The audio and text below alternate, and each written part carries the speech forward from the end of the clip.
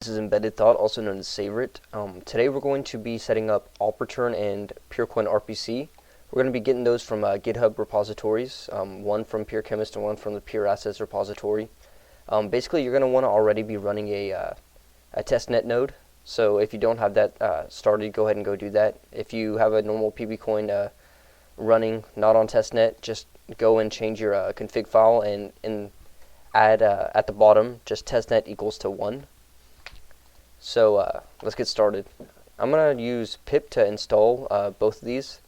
So I'm going to do pip install and then user git plus and then the link to the repository. So https github.com/peerassets/op_return. Let's let that install.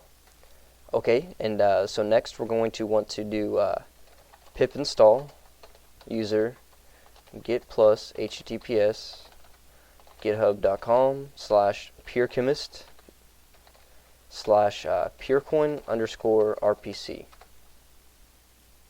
Okay, so now that both of those are installed, let's go ahead and start up Python. I'm using Python 2.7 right now. You can use Python 3 if you'd like. So first thing we're going to want to do is import from Peercoin_RPC import client. We're going to want to start a node. Now that we already have testnet running, I'm going to say client testnet equals true. Okay, so just to test things out, I'm going to do node.get addresses by account, and then I think I have an account named 0. Yeah, so here the addresses within that account 0 that I have on testnet. So I'm just going to take this first address. Okay, so let's go ahead and import op-return. So from op_return import all. Now that we have that, let's go ahead and send our first op-return transaction. So basically a transaction with metadata attached to it. So let's type in send, type in node, so let's say that we're on the testnet node. Next, go ahead and paste that address. So we're just going to be sending it to ourselves, basically. I'm going to send 1 PBC, and the message is going to be peer assets.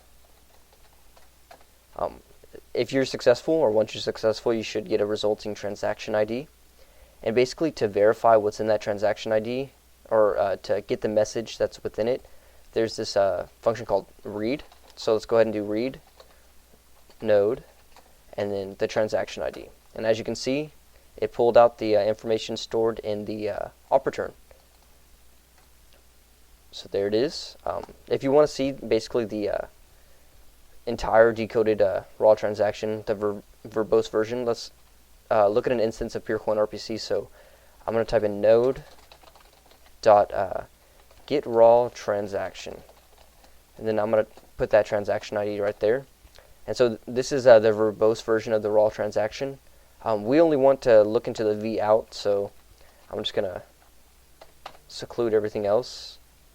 Okay, so now that we're looking at this, basically what that read function did from op-return is it went through these v outs and it looked for the one that had op-return. So you can see it right here. And all it did was basically take this and convert from hex to ASCII. So that's pretty much it. If you guys have any questions or comments, concerns, go ahead and leave a message on this video. Stop by peercoin.chat or our Telegram.